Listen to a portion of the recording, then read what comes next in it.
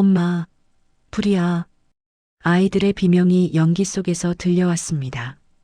문고리를 잡으려는 순간 손바닥이 지글지글 타들어갔어요. 뜨거워. 저는 소리쳤습니다. 불길은 점점 커져만 갔죠. 천장에서 뚝뚝 소리가 났어요.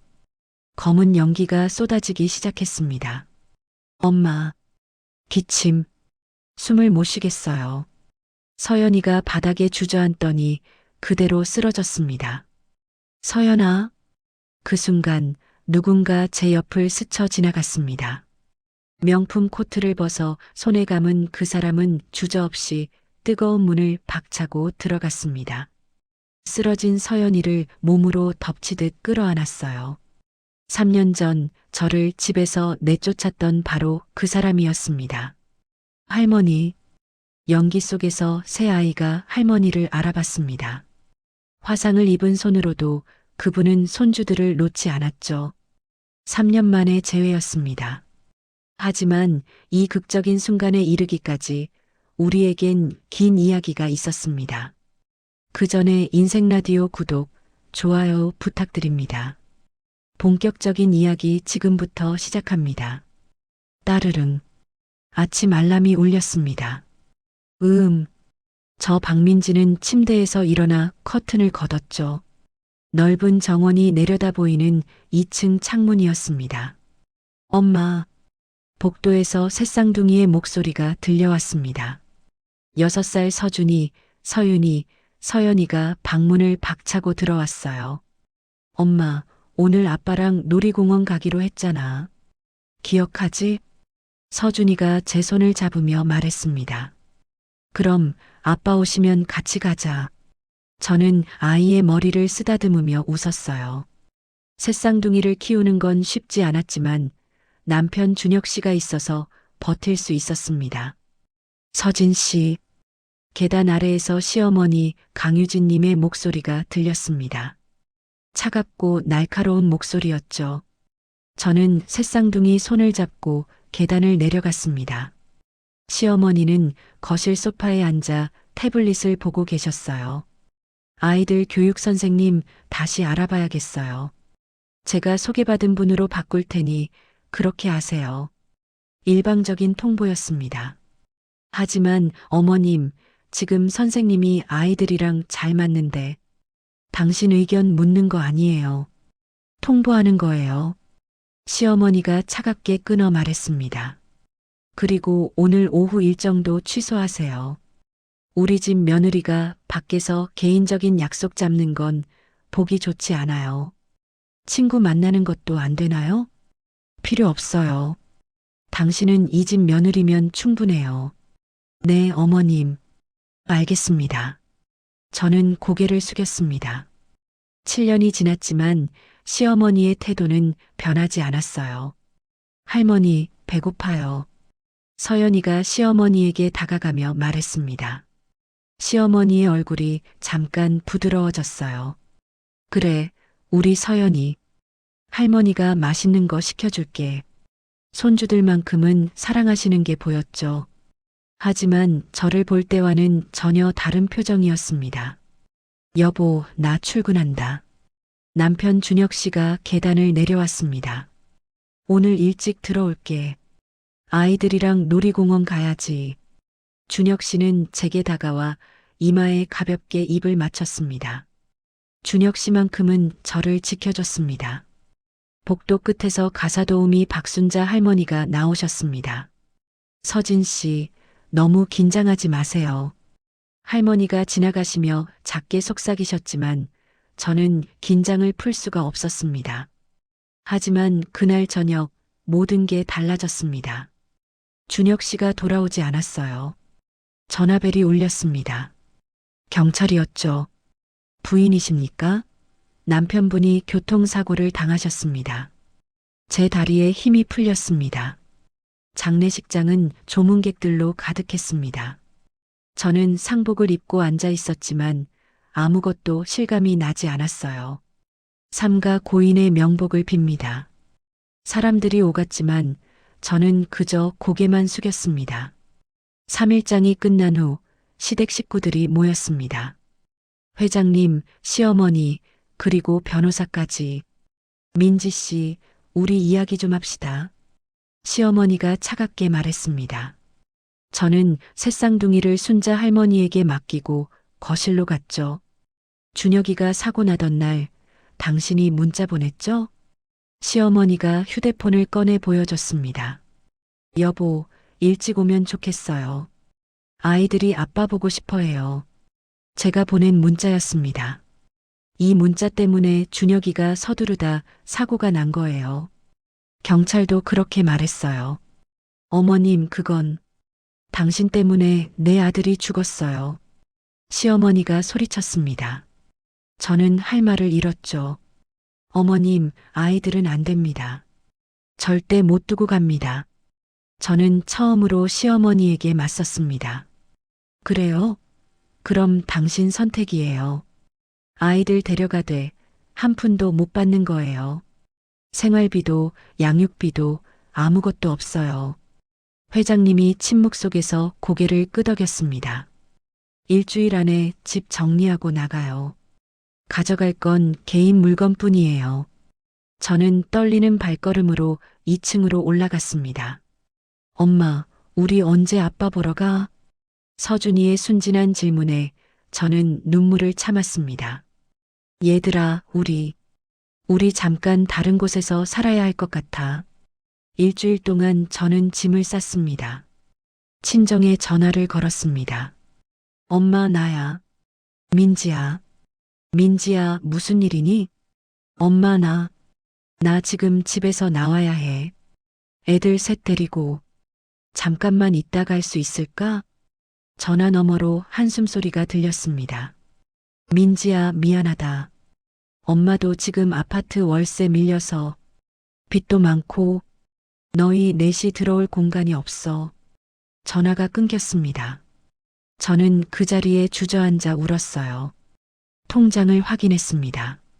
잔고는 고작 50만 원이었어요.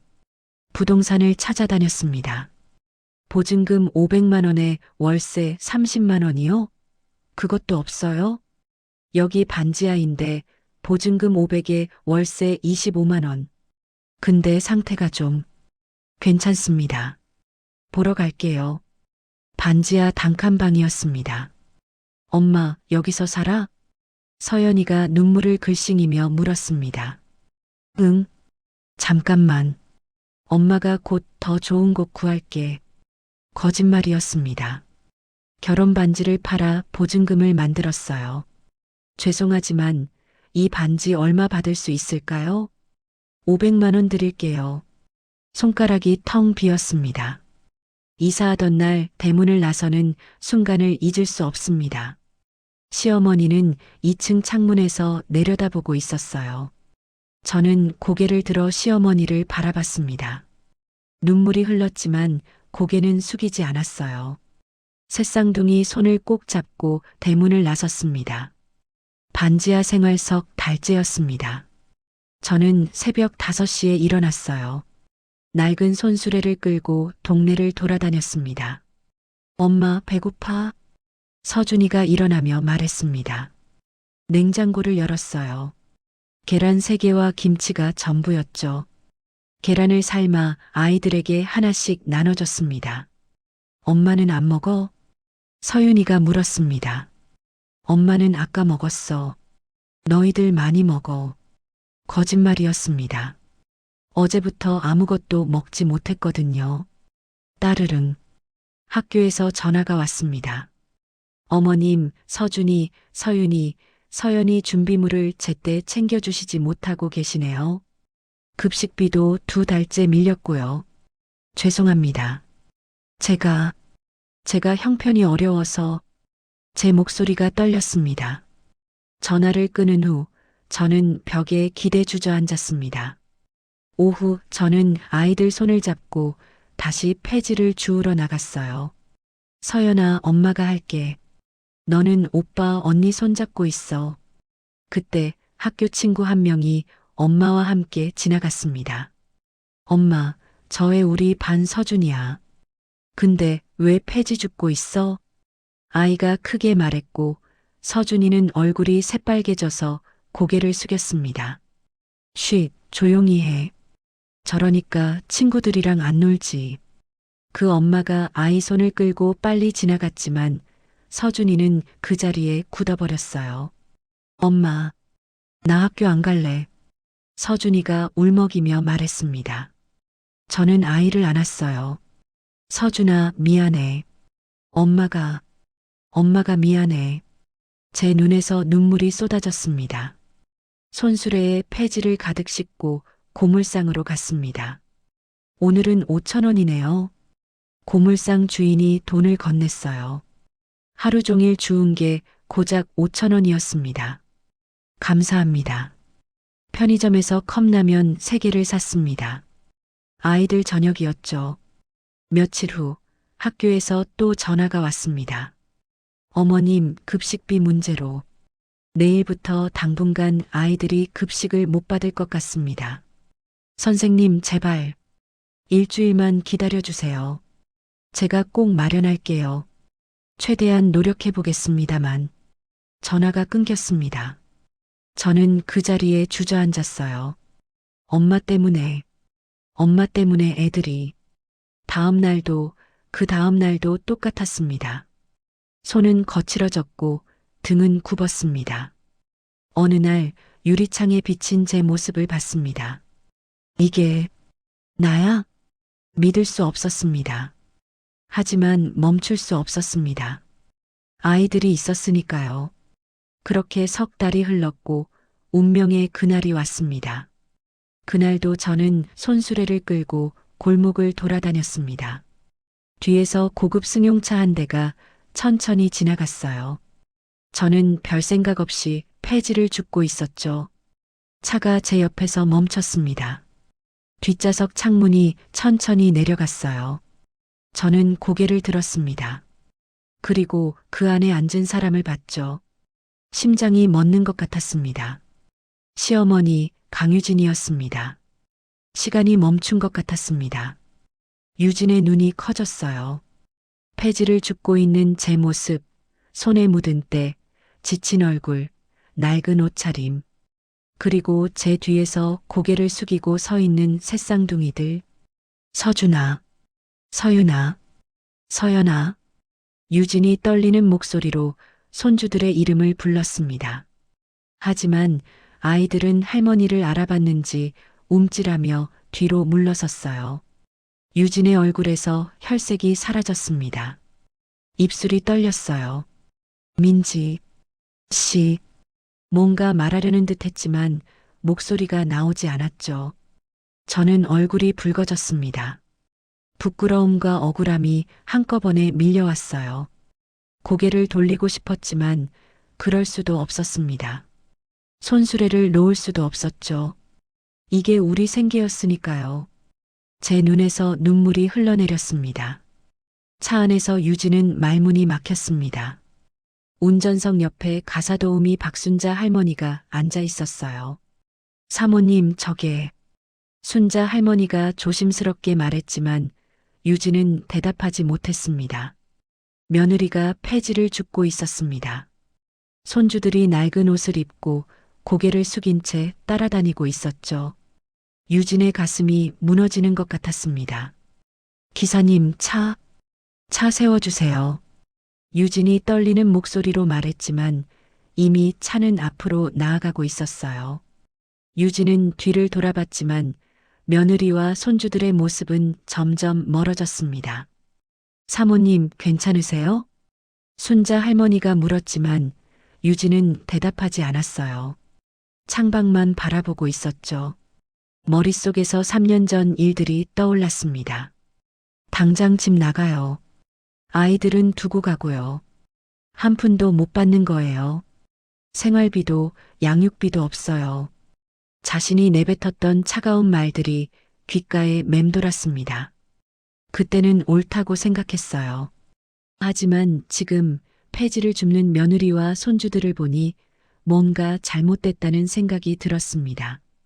집으로 돌아온 유진은 서재에 혼자 앉아 있었습니다. 내가 잘못 생각한 건가? 유진은 혼잣말을 했지만 곧 고개를 저었습니다. 하지만 마음 한구석의 죄책감은 쉽게 사라지지 않았습니다. 그날 밤 유진은 잠을 이루지 못했죠. 한밤중이었습니다. 유진은 이불을 걷어차며 일어나 거실로 나왔어요. 순자 할머니가 소파에 앉아 기다리고 있었습니다. 할머니, 아직 안 주무셨어요? 사모님 앉으세요. 할 말이 있어요. 순자의 목소리는 평소와 달랐습니다. 진지하고 무거웠죠. 사모님, 3년 전 그 사고 말이에요. 진실을 아셔야 할 것 같아서요. 순자 할머니의 말에 유진의 얼굴이 창백해졌습니다. 순자 할머니는 가방에서 두꺼운 봉투를 꺼냈습니다. 이게 뭐예요? 사고 당시 CCTV 영상이에요. 제가 3년 전에 직접 경찰서 가서 받아온 거예요. 유진의 얼굴이 더욱 창백해졌습니다. 할머니가 왜 이런 걸? 사모님이 며느리분을 너무 급하게 내쫓으시길래요. 뭔가 이상하다 싶었어요. 그래서 제가 직접 확인해 봤죠. 순자는 봉투에서 USB와 서류들을 꺼냈습니다.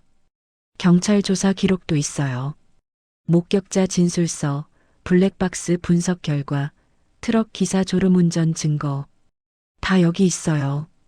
그럼 할머니는 3년 동안 알고 계셨단 말이에요? 유진의 목소리가 떨렸습니다. 순자 할머니는 고개를 끄덕였죠. 네, 알고 있었어요. 며느리분이 억울하게 쫓겨났다는 것도요. 그럼 왜 진작 말씀 안 하셨어요? 유진이 소리쳤지만 순자는 차분했습니다. 말씀드렸어요. 여러 번. 하지만 사모님은 들으려 하지 않으셨죠. 분노에 눈이 멀어 계셨으니까요. 유진은 할 말이 없었습니다. 저는 기다렸어요. 사모님이 스스로 깨닫기를. 그런데 오늘 사모님이 며느리분을 보셨잖아요. 폐지 줍는 모습을요. 순자는 리모컨으로 거실 TV를 켰습니다. USB를 연결하자 화면에 영상이 재생됐죠. 준혁의 차가 천천히 신호를 지나고 있었습니다. 그때 옆 차선에서 대형 트럭이 신호를 무시하고 돌진했습니다. 준혁은 급브레이크를 밟았지만 피할 수 없었어요. 아니야. 이건 유진은 화면을 보며 눈물을 흘렸습니다. 며느리분 잘못이 아니에요. 트럭 기사가 졸음운전으로 신호를 무시한 거예요. 순자는 서류를 펼쳤습니다. 여보, 일찍 오면 좋겠어요. 아이들이 아빠 보고 싶어 해요. 휴대폰 기록이었습니다. 그게 전부였죠. 유진은 바닥에 주저앉았습니다. 내가 뭘 한 거야? 사모님, 며느리분은 3년 동안 억울하게 살았어요. 이제라도 바로잡으세요. 유진은 울기만 했습니다. 순자 할머니는 조용히 자리를 떠났죠. 다음 날 아침 유진은 눈이 퉁퉁 부은 채 회장을 불렀습니다. 변호사도 함께 자리했어요. 이거 보세요.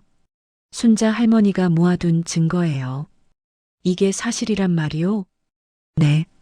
며느리 민지한테 잘못이 없었어요. 우리가 오해한 거예요. CCTV 영상, 목격자 진술, 블랙박스 분석 결과 모두 명확합니다. 부인께 과실이 없습니다. 변호사가 말했습니다. 그럼 법적 절차를 다시 시작해야겠군요. 상속권, 양육비, 재산 분할. 모든 게 원점으로 돌아갑니다. 아니, 원점이 아니에요. 우리가 쫓아낸 사람이 아들의 정당한 배우자였어요. 우리가 의지해야 할 사람이었단 거죠. 회장이 한숨을 쉬었습니다. 당장 민지 찾아요. 손주들도 데려와야 해요. 유진은 혼자 서재로 돌아왔습니다. 녹음기를 꺼내 3년 전 자신의 목소리를 재생했어요. 당장 집 나가요. 내가 내 아들 죽게 만들었어. 자신의 차가운 목소리가 방 안에 울려 퍼졌습니다. 유진은 눈물을 흘렸습니다. 저는 그날도 폐지를 주우러 나갔습니다. 휴대폰이 울렸습니다. 박민지 씨 맞으십니까? 법무법인 정희입니다. 시댁에서 면담을 요청하셨습니다. 시댁이요? 네. 남편분 사고 건으로 새로운 증거가 나왔습니다. 전화가 끊긴 후 저는 그 자리에 멈춰 섰습니다. 준혁 씨, 이제 진실이 밝혀지는 거예요? 눈물이 흘러내렸습니다. 며칠 후 유진은 변호사와 함께 저희 반지하를 찾아왔습니다. 고급 승용차가 좁은 골목에 멈춰 섰고 유진이 차에서 내렸죠. 저는 문 앞에서 유진을 맞았습니다. 들어가도 되겠니? 유진이 조심스럽게 물었지만 저는 문을 막아섰습니다. 무슨 일로 오셨어요? 민지야, 할 말이 있어서. 3년 만에 할 말이요? 그때는 한마디도 들으려 하지 않으시더니 저는 비웃었습니다. 변호사가 나섰습니다. 부인 사고 재조사 결과 부인께는 아무 과실이 없는 것으로 확인됐습니다. 사과요? 3년 만에 사과로 끝나는 거예요? 제 목소리가 떨렸습니다. 제가 3년 동안 어떻게 살았는지 아세요? 폐지 주우면서 아이들 밥 굶기면서 살았어요. 어머님이 저를 내쫓을 때 뭐라고 하셨는지 기억하세요? 내가 내 아들 죽게 만들었다고 하셨죠. 민지야, 미안해. 정말 미안해. 미안하다고요? 그 말로 3년이 돌아와요? 서준이가 친구들한테 놀림받은 게 없어져요? 변호사가 또 다른 서류를 꺼냈습니다. 부인께서 결혼 전에 아동복지센터에서 상담사로 일하셨더군요. 3년간 학대받는 아이들을 돕는 일을 하셨고요. 유진이 고개를 들어 저를 바라봤습니다. 민지야, 넌 그런 일을 하던 사람이었어? 네. 결혼하면서 그만뒀어요. 어머님께서 며느리가 일한다는 게 체면이 안 선다고 하셔서 유진의 눈에서 눈물이 쏟아졌습니다. 부인, 법적으로 말씀드리면 부인은 고인의 정당한 배우자이자 세 자녀의 법적 보호자입니다. 상속권, 양육권, 재산 분할권 모두 부인께 있습니다. 변호사가 말했습니다. 그 순간 유진이 제 앞에 무릎을 꿇었습니다. 민지야, 용서해줘. 제발. 우리가 의지해야 할 사람이었어. 유진은 떨리는 손으로 주머니에서 녹음기를 꺼냈습니다. 당장 집 나가요. 내가 내 아들 죽게 만들었어. 녹음기에서 3년 전 유진의 목소리가 흘러나왔습니다. 유진은 고개를 숙인 채 울었습니다. 내가 이렇게 말했어. 미안해. 정말 미안해. 저는 유진을 바라봤습니다. 3년간의 고통이 떠올랐지만 동시에 그분의 눈물도 보였습니다. 어머님, 일어나세요. 저는 유진의 손을 잡았습니다. 일주일 후 저는 새쌍둥이 손을 잡고 재벌가 대문 앞에 섰습니다. 엄마, 여기가 우리 집이었어? 서준이가 물었습니다. 응. 그리고 이제 다시 우리 집이야. 유진이 현관에서 기다리고 있었습니다. 어서 와요. 집에 온 걸 환영해요. 현관으로 들어서자 회장님이 먼저 다가왔습니다. 민지 씨, 그동안 고생 많았어요. 우리 집안이 크게 잘못했어요. 순자 할머니가 복도 끝에서 나오셨어요. 민지 씨, 잘 돌아왔어요. 할머니, 감사합니다. 진실을 밝혀주셔서 저는 예전 제 방으로 올라갔어요. 3년 전 그대로였죠. 많이 힘들었죠? 유진이 문을 두드리고 들어왔습니다. 네, 힘들었어요. 민지 씨, 나 하나 약속할게요. 이제 당신을 평범한 집안 출신이라고 무시하지 않을게요. 어머님도 힘드셨을 거예요. 아들을 잃으신 거니까요. 그래도 내가 당신한테 한 짓은 용서받을 수 없어요. 평생 사죄하며 살게요. 이제 시작이에요, 어머님. 우리 다시 가족 되는 거요. 석 달이 흘렀습니다. 어느 날 저는 예전 살던 반지하 동네를 다시 찾았습니다. 골목길을 걷다가 계단 앞에 앉아 있는 남매를 봤습니다. 집으로 돌아온 저는 유진을 찾았습니다. 어머님, 말씀드릴 게 있어요. 그래요, 무슨 일이에요? 어머님, 저처럼 힘든 사람들을 돕고 싶어요. 제가 겪었던 고통을 다른 사람들은 겪지 않았으면 좋겠어요. 좋은 생각이에요. 나도 함께 할게요. 일주일 후, 저와 유진은 자선재단을 설립했어요. 이름은 준혁희망재단이었죠. 어느 날 서준이가 학교에서 돌아왔습니다. 엄마, 서준이가 환하게 웃으며 달려왔어요. 엄마, 오늘 선생님이 우리 가족 이야기 하래서 말했어. 우리 엄마가 힘든 사람들 도와준다고. 그랬더니 친구들이 우리 엄마 멋있대. 저는 서준이를 안았습니다. 눈물이 흘렀어요. 그날 밤 저는 서준이를 재우고 방으로 들어갔습니다. 엄마, 서준이가 잠자리에서 일어나 제게 다가왔어요. 엄마, 이제 안 무서워요. 엄마가 웃으니까. 저는 서준이를 안았습니다. 그래, 이제 안 무서워도 돼. 엄마가 지켜줄게. 저는 창밖을 바라봤습니다. 정원에 꽃이 피어 있었어요. 3년 전의 고통이 이제는 누군가를 돕는 힘이 됐습니다. 체면보다 진심이 중요하고 용서가 미움보다 강하다는 걸 배웠습니다. 그리고 가족이란 피로 이어진 것이 아니라 마음으로 이어진 것이라는 걸 알게 됐습니다.